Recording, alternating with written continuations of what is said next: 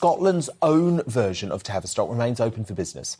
My next guest was given testosterone injections and even a mastectomy at Glasgow's Sandyford clinic after a long history of depression, self-harm and suicidal thoughts.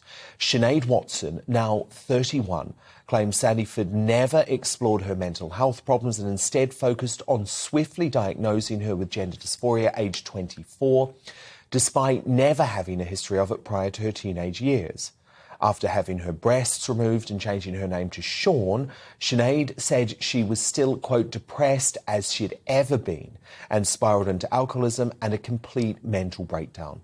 She now believes Sandyford's Children's Services should meet the same fate as the Tavistock Clinic and shut immediately, echoing calls from top psychiatrist David Bell, who first blew the whistle on the London-based centre. Now, Sinead has since detransitioned after her nightmare experience, but some changes, including the mastectomy, her voice and body hair, are irreversible. And she bravely joins me now to discuss how she's turning her painful past into defiant activism in a bid to save others from the same horrors. So, Sinead, so great to have you here. Your story is so heartbreaking, and you're very concerned that this clinic in Scotland is presumably still putting others through the same thing. Yeah, thanks very much for having me on. It really does mean a lot to me that I can share what I'm about to share, because there are so many people who don't want to hear this. The truth is that for a lot of these gender clinics, including the Sandyford, they go by the affirmation-only approach, and that is what I went through. When I went to the Sandyford, as you mentioned, with a whole host of comorbid conditions, they didn't care about any of that. All they cared about was the gender issues. And now, I was an adult when I transitioned. What about the children that are doing this? What about these young children who are going to these clinics with a whole host of other issues? They have no idea what they're going to want as adults, and they are being affirmed, like I was, and put on experimental medication. And I think that it's appalling. I think that it's child abuse, and I will speak to people like you and anyone else to tell you exactly how these clinics operate, because I was there. And what's so shocking about your story, Sinead, is that you say they never really attempted to deal with the complicated psychological issues, and you obviously had lots of things that you'd gone through in the past and that you were dealing with. Instead, it was this quick path, really, to medication and then the life-changing surgery. And actually, you realised almost immediately, didn't you, that it had been a big mistake? Yeah, I mean, a lot of trans activists will say that when you claim that people are rushed into transition, you're lying. And the reason why they say that is because the waiting lists are so long. The waiting lists are so long because we've seen an increase, thousands of percent of young people, particularly young women, identifying as trans very suddenly.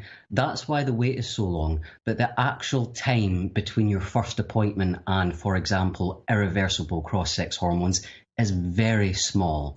I didn't receive any therapy or counselling during my 13-month wait.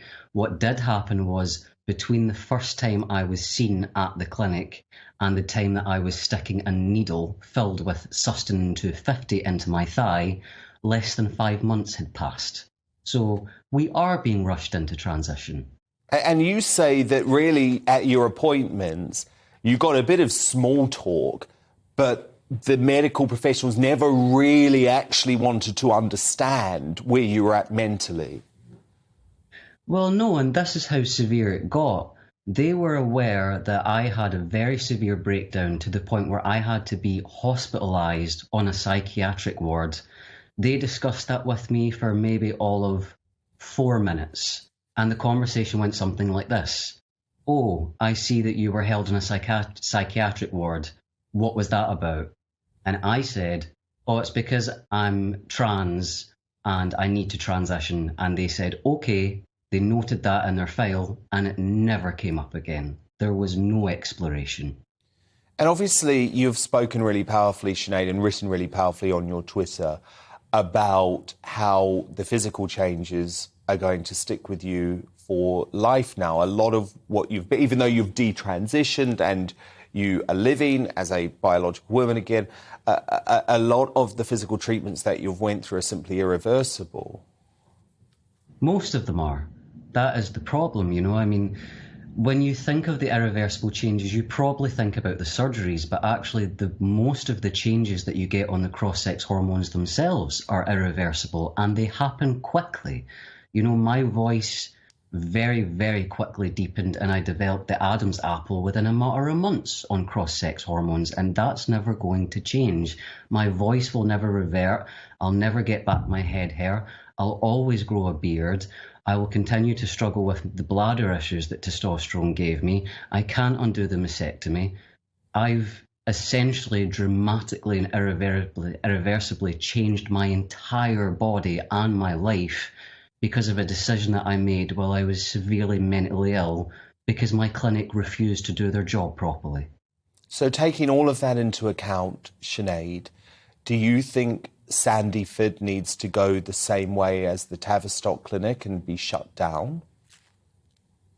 The child services, yes. The adult services is a little bit differently because, like, we do need to prioritise children more than anything else. And at the end of the day, an adult can consent to transition, granted that they've been given the appropriate, you know, evaluation and diagnosis and had their comorbid conditions addressed. But when we're talking about children, transition should never be an option. There's a reason why we don't let children smoke cigarettes or drink alcohol or watch pornography or put on bets or get tattoos. And it's because they cannot consent to things like that. So why have we been experimenting on these children, affirming them and giving them things like puberty blockers, which is just coming out now, might permanently affect your brain maturation? Will you consider legal action, Sinead, in the same way the Tavistock victims are considering it? It's a little bit different for people like me because I transitioned as an adult. Of course, you had the likes of the very brave Keira Bell, who sort of started that process at 16, I believe. That's a little bit different. It's more, I need to get access to my files from the Sandyford. They claim every single time that they're reached out to that they'd be happy to speak to me. I haven't heard a peep from them. So we will see about that as soon as I can get more information.